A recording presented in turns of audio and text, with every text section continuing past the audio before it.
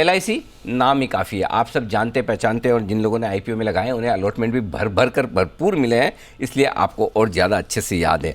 आइए मैं आपकी टॉप मैनेजमेंट से मुलाकात कर रहा हूँ। हमारे साथ राजकुमार साहब कार्यक्रम में हो रहे हैं शामिल, जो LIC के MD हैं, और उनसे हम मुलाकात करेंगे। पहले उनका परिचय आपसे करवा दिया जाए। DAV college, Guru Nanak Dev university Jalandhar Punjab से आपने साइंस में बैचलर्स की डिग्री हासिल की है, और कई सारे लोग ये मानते हैं कि जिस सरकारी कंपनियों में, सरकारी उपक्रमों में लोगों की ग्रोथ नहीं होती, करियर नहीं बनता, प्रोग्रेस नहीं होती, तो उनके लिए राजकुमार सर एक बहुत ही बढ़िया उदाहरण है। 1984 में आपने शुरुआत की थी करियर की LIC में, एक इंटर्न, ट्रेनी, अप्रेंटिस के तौर पर, और आज आप देखिए एकदम उच्चतम पद पर आप LIC में हैं, MD के तौर पर। 35 साल से ज़्यादा गहरा अनुभव आपका लाइफ इंश्योरेंस का है। सर बहुत बहुत स्वागत है आपका, धन्यवाद जी बिजनेस के लिए समय देने के लिए। आपसे सवाल पूछूं उससे पहले एक बार जल्दी से मैं नतीजे बता देना चाहता हूं हमारे दर्शकों को जो आपने दिए हैं, और उसके बाद उससे सवाल पूछूंगा मैं आपसे। नेट इंटरेस्ट प्रीमियम में 18% की मजबूती आती दिखी है, बढ़त आती दिखी है, 1,43,750 करोड़ के आसपास। मुनाफा 2371 करोड़ दिख रहा है, साल दर साल हमें कम नज़र आ रहा है 18%। इनकम फ्रॉम इन्वेस्टमेंट लगभग बराबर है 67,500 करोड़ रुपए के आसपास। और साल दर साल अगर आप देखेंगे पूरे 2022 वित्त वर्ष 2022 के आंकड़े, तो नेट प्रीमियम इनकम में 6% की बढ़त है, मुनाफा 40% बढ़ा है, और इनकम फ्रॉम इन्वेस्टमेंट 5% बढ़कर आई। पहले तो सर एक चीज़ मैं सबसे पहले जानना चाहता हूँ, क्योंकि नेट प्रीमियम इनकम तो बहुत मजबूत दिख रही है राजकुमार साहब, और मुनाफा थोड़ा कम दिख रहा है, क्या ये आंकड़े कंपेरेबल है या इसमें किसी तरह का कोई एडजस्टमेंट है? पहले ये समझाएं सर। नमस्कार सिंघवी साहब, आपने बहुत अच्छा प्रश्न किया है। ये जो प्रॉफिट की बात हम कर रहे हैं, ये थोड़ा इसको मैं आपसे डिस्कशन में बताना चाहता हूँ कि पिछले साल तक हम क्वार्टरली प्रॉफिट डिक्लेयर नहीं करते थे, क्योंकि हम लिस्टेड कंपनी नहीं थे। तो जो Q4 प्रॉफिट डिक्लेयर किया था वो पूरे साल का था, जो कि लगभग 2900 करोड़ के करीब था। और इस साल जो हमने क्वार्टरली है वो 2371 करोड़ है, वो सिर्फ क्वार्टर का है। तो ये दोनों फिगर जो हैं आपस में वो तालमेल नहीं खा सकती हैं, क्योंकि दोनों के डाटा पॉइंट अलग हैं। तो इसके लिए इस साल के लिए कम से कम हमें पूरे साल का देखना पड़ेगा कि हमारा प्रॉफिट कितना हुआ, जो 4043 करोड़ है, और लगभग 39.39% पिछले साल के ऊपर है। तो ये मैं आपसे क्लैरिफिकेशन प्रीमियम इनकम की है। प्रीमियम इनकम आप जानते हैं कि पिछले वर्ष भारत में कोविड का काफ़ी प्रकोप रहा, और पूरी इंडस्ट्री, लाइफ इंश्योरेंस इंडस्ट्री के ऊपर भी इसका प्रभाव पड़ा। तो उसकी वजह से जो हम थोड़ा और एक्सपेक्ट करते थे उसे कम ग्रोथ है, लेकिन फिर भी ये है कि इन स्पाइट ऑफ बावजूद भी नेट प्रीमियम इनकम में हमारे पास ग्रोथ आई है। तो ये मैं आपसे शेयर करना चाहता हूँ। तो सर अब मैं पूरे साल के डेटा की बात करता हूं, चूंकि आपके लिस्ट होने के बाद पहले ही डेटा है, तो जाहिर सी बात है कि हम तिमाही दर तिमाही जब आपके रिजल्ट्स देखेंगे तो ज़्यादा अच्छी ग्रिप आ जाएगी। साल दर साल आपकी नेट प्रीमियम इनकम 6% बढ़ी है, लेकिन मुनाफा 39%, उससे कहीं ज़्यादा। क्या इसकी खास वजह समझते हैं? जबकि पिछले साल तो मतलब बहुत अच्छा तो हेल्थ के लिहाज से, क्लेम्स के लिहाज से नहीं रहा होगा, तो एकदम मुनाफे में बड़ी उछाल की क्या वजह समझते हैं सर? उसके सबसे बड़ी वजह सिंघवी साहब ये है कि पिछले वर्ष मैं आपको थोड़ा हिस्टोरिकली लेके जाना चाहता हूँ कि एक्ट, जो LIC एक्ट है जो हमें गवर्न करता है, उसका सेक्शन 24 में ये प्रोविज़न था कि LIC का एक सिंगल फंड होगा। वो सिंगल फंड की वजह से जो प्रॉफिट का शेयरिंग होती थी वो 95% पॉलिसी होल्डर को और 5% शेयर होल्डर को जाती थी, जो गवर्नमेंट ऑफ इंडिया थी। लेकिन पिछले वर्ष LIC एक्ट में अमेंडमेंट आया, और ये प्रोविज़न उसके अंदर किया गया है कि LIC को अपने इस फंड को पार्टिसिपेटिंग और नॉन पार्टिसिपेटिंग फंड में बाइफरकेट करना है।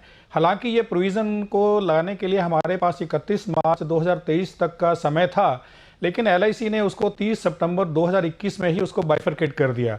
तो अब इसमें स्थिति ये है कि जो 100% प्रॉफिट नॉन पार बिजनेस से आता है वो शेयर होल्डर को एट्रीब्यूटेबल होता है, और जो पार्टिसिपेटिंग बिजनेस से आएगा वो 95 और 5% में इस साल रहेगा, और अगले साल यानी कि 2023 की 31 मार्च को वो 92.5% और 7.5% शेयर होल्डर के लिए हो जाएगा, 92.5% फॉर पॉलिसी होल्डर। और सन 2025 की जब क्लोजिंग होगी तो ये 90-10 जो कि इंडस्ट्री की प्रैक्टिस है उसके लिए हो जाएगा।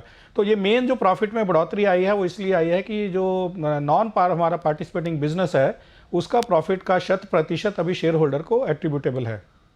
अच्छा राजकुमार साहब, एक और चीज़ समझना चाहता हूँ, चौथी तिमाही के लिए ये सवाल है मेरा।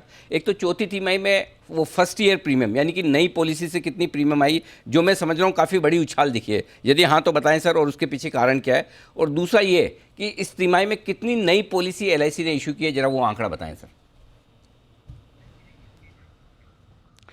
सिंघवी साहब कि इसके लिए हमें ये जानना जरूरी है कि लास्ट ईयर पेंडेमिक का इफेक्ट था और इसलिए लास्ट क्वार्टर वाज म्यूटेड, उसमें इतना ज़्यादा लाइफ इंश्योरेंस का बिजनेस ही नहीं हुआ था, तो इसलिए एक बेस इफेक्ट भी उसकी वजह है। और दूसरी यह है कि जब स्थितियाँ नॉर्मल होनी शुरू हुई तो हमारे जो एजेंट है, एक बहुत डोमिनेंट चैनल है हमारा, जिसमें लगभग 13 लाख साढ़े 50 हज़ार के करीब एजेंट काम करते हैं, उन्होंने मार्केट में जाना शुरू किया।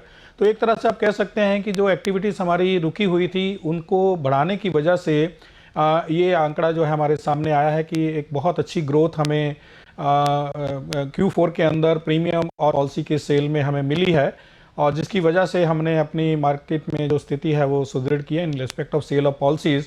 और जो थोड़ा मार्केट के ऊपर हमारा शेयर में प्रीमियम में इफेक्ट आया था उसको भी 2.5-3% के करीब हमने रिकवर किया है। और ये मेरा मानना है कि आने वाले समय के अंदर भी कुछ समय तक ये चलता रहेगा, क्योंकि अभी बेस इफेक्ट भी है। लेकिन अल्टीमेटली जब एक तरह की स्थितियां रहेंगी फ्यूचर के अंदर, तब एक्चुअल पता चल पाएगा कि ग्रोथ जो प्रीवियस सेम सिचुएशन के अंदर क्या ग्रोथ रहेगी। बट लेकिन मेरा ये मानना है कि पेंडेमिक की वजह से लाइफ इंश्योरेंस के प्रति लोगों का रुझान बढ़ा है, और इसका बेनिफिट पूरी इंडस्ट्री को और विशेष रूप से लाइफ इंश्योरेंस कॉर्पोरेशन को भविष्य में भी मिलने वाला है। डाउट ही नहीं सर, पेंडेमिक में सबको समझ में आ गया कि हेल्थ इंश्योरेंस और लाइफ इंश्योरेंस कितना अहम है, होना ही चाहिए। अच्छा सर, एक आंकड़ा है जिस पर मैं आपसे राय लेना चाहता हूँ, वो है value of new business margins, VNB margins, जो आपके 9.25-9.5% के आसपास एलआईसी के होते हैं। दूसरी कंपनियों के जो प्राइवेट प्लेयर्स हैं वो 25-27% के आसपास होते हैं, तो एलआईसी के थोड़े कम है। और शायद यही वजह कि एलआईसी को जो वैल्यूशन मिलने चाहिए, मार्केट लीडरशिप, इतना पुराना इतिहास, इतने आपके कस्टमर्स का जो ट्रस्ट है, वो वैल्यूशन प्राइवेट प्लेयर्स के मुकाबले में मार्केट नहीं देता। तो इसको इम्प्रूव करने का क्या स्कोप है, क्या हो सकता है, यही मेंटेन रखेंगे? इसके बारे में ज़रा आपके निवेशकों को राय दें सर। हाँ, पहली बात मैं सिंघवी साहब आपको बताना चाहता हूँ कि जो 31 मार्च को हमारी इंडियन एम्बेडेड के कैलकुलेशन है वो प्रोग्रेस में है, और ये आंकड़े 30 जून तक उपलब्ध हो जाएंगे। उसमें हम बीएनबी और बीएनबी मार्जिन भी डिक्लेयर करेंगे। आपका दूसरा प्रश्न यह है कि जो जब हमारी लिस्टिंग हुई है तो हमारा बीएनबी मार्जिन 9.3% के करीब था, और भविष्य में इसका क्या होना है। मैं दो डाटा पॉइंट पे आपसे बात करना चाहूँगा कि जो हमारा बिजनेस मिक्स है उसमें पार्टिसिपेटिंग बिजनेस बहुत और नॉन पार्टिसिपेटिंग जो बिजनेस है उसकी परसेंटेज कम है, जो कि आईवी की कैलकुलेशन में एक बहुत बड़ा सहायक होता है, क्योंकि 100% जो भविष्य में होने वाला प्रॉफिट है वो नॉन पार बिजनेस में शेयर होल्डर को एट्रीब्यूटेबल होता है। अब बात ये रहती है कि हमारा भविष्य में हम क्या सोच रहे हैं। पहली बात है कि जो हमारे लिए अपॉर्चुनिटी है वो नॉन पार बिजनेस के अंदर है। इसका अभिप्राय ये नहीं है कि हम पार बिजनेस पे काम करना बंद कर देंगे, क्योंकि there is a great demand for that also. और par business, non par business में जो हमारा फोकस रहेगा वो हमारे फ्यूचर के लिए बीएनबी को ड्राइव करेगा। हमारा इंटरनल स्ट्रैटेजी ये है कि हम आने वाले 5 साल के अंदर जो जो जो इंडस्ट्री लेवल के बीएनबी मार्जिन है उस तक पहुंचे, बल्कि इंडस्ट्री में हम नंबर 1 पोजीशन पे पहुंचे, उसके लिए हम अपनी रणनीतियां तैयार कर रहे हैं और उनको इम्प्लीमेंट भी करना शुरू कर दिया है। और एक चीज़ मैं और आपसे बताना चाहता हूं कि जो डिस्ट्रीब्यूशन पैटर्न है सरप्लस का, जैसे मैंने आपको बताया कि फंड की बाइफर्केशन होने के बाद नॉन पार में 100% का प्रॉफिट, और पार बिजनेस में इस साल 95.5 की रेशो है। अगले साल ये रेशो 92.5 एंड 7.5 हो जाएगी, और मार्च 2025 में ये 90 एंड 10% हो जाएगी, यानी कि 10% शेयर होल्डर को मिलेगा। ये भी जो बीएनबी मार्जिन को बढ़ाने में सहायक सिद्ध होता है, क्योंकि इससे जो आईवी है वो बढ़ता है, क्योंकि शेयर होल्डर का जो इंटरेस्ट है वो प्रॉफिटेबिलिटी में बढ़ता है। तो ये सारी चीज़ें रहेंगी, और हमारा जो मेन फोकस रहेगा कि बैंक एश्योरेंस जो हमारे लिए एक चैनल है जो ड्राइवर ऑफ ग्रोथ बनेगा, हम उस पर और ध्यान दें और उसके ऊपर कार्य करते हुए उसका शेयर अपना बढ़ाएं। सर, एक और इंटरेस्टिंग चीज़ जो डेवलपमेंट हो सकता है, हुआ नहीं है लेकिन बातें चल रही है और बड़ी ज़ोरों से चल रही है, कि हो सकता है लाइफ इंश्योरेंस कंपनियों को भी हेल्थ इंश्योरेंस प्रोडक्ट बेचने का मौका मिल जाए, कि मेडिक्लेम वाली पॉलिसीज़ वगैरह। एलआईसी की तो लॉटरी लग जाएगी सर, मतलब आपकी तो जो एजेंट्स है, जितनी ब्रांचेज है, और अगर ऐसा मौका मिल जाए, एलआईसी तैयार है अगर ऐसा हो जाए तो सर? सिंघवी जी, मैं आपको ये बताना चाहता हूँ कि हेल्थ इंश्योरेंस में दो तरह के प्रोडक्ट होते हैं जी। एक इंडेमनिटी बेस्ड प्रोडक्ट हैं जो मेडिक्लेम में आते हैं और जिनको जनरल इंश्योरेंस कंपनीज देती हैं, और दूसरे फिक्स्ड बेनिफिट प्रोडक्ट्स होते हैं जो कि लाइफ इंश्योरेंस कंपनीज बेच सकती हैं, जो आज भी बेच रही हैं। हमारे पास दो ऐसे प्रोडक्ट हैं, एक कैंसर कवर है और दूसरा हमारा जीवन आरोग्य है, न्यू जीवन आरोग्य। और इसलिए हेल्थ इंश्योरेंस में हम पहले से ही हैं। यस, ये जो आपने बात कही है ये बिल्कुल सही है कि रेगुलेटर इसके ऊपर विचार कर रहे हैं कि हेल्थ इंश्योरेंस के एक अलग से वर्टिकल की स्थापना की जाए। अगर ऐसा होता है तो निश्चित रूप से एलआईसी उसमें एक बहुत बड़ा प्लेयर बनकर मार्केट में उभरेगी। जैसा कि आपने कहा कि हमारे 13.5 lakh agent plus other partnership 72 bank partners इस वक्त हमारे साथ हैं और 60,000 के करीब आउटलेट उनके हमें अवेलेबल होंगे। हालांकि थोड़ा समय लगेगा सारे 60,000 को एक्टिवेट करने में, लेकिन ग्रेजुअल मैनर में हम उनको करेंगे। तो मैं बिल्कुल आपकी बात से सहमत हूं कि हमारे पास एक बहुत बड़ा भविष्य है हेल्थ इंश्योरेंस के लिए भी। बिल्कुल। अच्छा राजकुमार साहब, आखिरी सवाल आपसे, चूंकि लिस्टिंग के बाद आपसे पहली बार ही बात हो रही है, आपका आईपीओ है, देश का सबसे बड़ा आईपीओ रहा, अब तक की सबसे ज़्यादा एप्लीकेशंस एलआईसी को मिली है।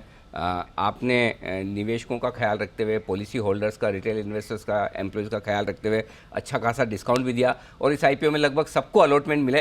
पहले हर घर में एलआईसी की पॉलिसी होती थी, अब हर घर में एलआईसी के शेयर भी हैं। हाँ, निराशा हुई है कि लिस्टिंग नीचे हुई है, उसके बाद स्टॉक अभी भी थोड़ा नीचे है, लेकिन एक अच्छी चीज़ कहते हैं या यूँ कहते हैं कि लोग एलआईसी का शेयर नीचे होने के बावजूद भी मतलब थोड़े से मायूस है, ऐसे दुखी या नाराज जैसे नहीं है। उनको भरोसा है कि एलआईसी आगे पीछे हमें पैसा बना के देगा। ये बताएं सर, 3 साल, 5 साल, 10 साल का जो भी इन्वेस्टर आपके आईपीओ में पैसा लगा कर बैठा है, उसे क्या विजन रखना चाहिए एलआईसी के बारे में? उसकी वेल्थ एलआईसी के शेयर में निवेश करके कैसे बनेगी? एक विजन आपकी कंपनी के बारे में बताएं सर। मैंने आपसे जैसे जिक्र किया सिंघवी साहब की, हमें ईयरली प्रॉफिट्स के ऊपर ध्यान देने की ज़रूरत है, जो कि 39.39% है। ये एक पहला इंडिकेटर है कि एलआईसी ने अच्छा परफॉर्म किया है एज ऑन 31 मार्च 2022। दूसरी बात, मैंने भविष्य में जो शेयर होल्डर जो डिस्ट्रीब्यूशन पैटर्न चेंज होने वाला है, डाटा पॉइंट 2 हैं। एक तो 31 मार्च 2023 है और 31 मार्च 2025 है, जिसमें कि शेयर होल्डर का इंटरेस्ट 5% से बढ़कर 7.5% और फिर 10% पार बिजनेस में हो जाएगा। नॉन पार बिजनेस में ऑलरेडी 100% है। दूसरा, मैंने आपसे जिक्र किया है कि हम पार बिजनेस पे ऐसा नहीं कि हम उसको नहीं करेंगे क्योंकि there is a big market for that, लेकिन ड्राइवर ऑफ ग्रोथ जो हमारा है वो नॉन पार बिजनेस होने वाला है। हम उसके ऊपर फोकस करेंगे और उसकी वजह से जो प्रॉफिटेबिलिटी आएगी भविष्य के अंदर वो 100% ही शेयर होल्डर को मिलने वाली है। तो हम तो ये समझते हैं कि जो भी लोग हमारे साथ लंबे समय तक जुड़े रहेंगे उनके लिए बहुत उज्जवल भविष्य रहेगा शेयर होल्डर हमारे साथी बनने का। तो हम तो यही चाहते हैं कि हमारे जो निवेशक हैं वो हमारे साथ लंबे समय तक बने रहें, ताकि जो कॉर्पोरेशन की प्रॉस्पेरिटी होगी, जो हमारी ग्रोथ होगी, उसके अंदर वो भागीदारी बन सकें। बिल्कुल। और सर, आपके तो कंपनी का टैगलाइन भी वही है कि ज़िंदगी के साथ भी और ज़िंदगी के बाद भी। तो जब बिजनेस मॉडल ऐसा है, जो एलआईसी की पॉलिसी आप 15, 10, 20, 25 साल के लिए खरीदते हैं, तो जाहिर सी बात है उस बिजनेस मॉडल को देखते हुए इन्वेस्टमेंट भी लॉन्ग टर्म का होना चाहिए। और जैसा राजकुमार सर कह रहे हैं, भरोसा बनाए रखें। बहुत कुछ एलआईसी अपने शेयर होल्डर्स के लिए करने जा रहा है, जिसका असर आपको आगे देखने को मिलेगा। सर, बहुत बहुत धन्यवाद, आपने समय दिया, नतीजों पर और शेयर होल्डर्स को आगे के आउटलुक पर विस्तार से बातचीत की।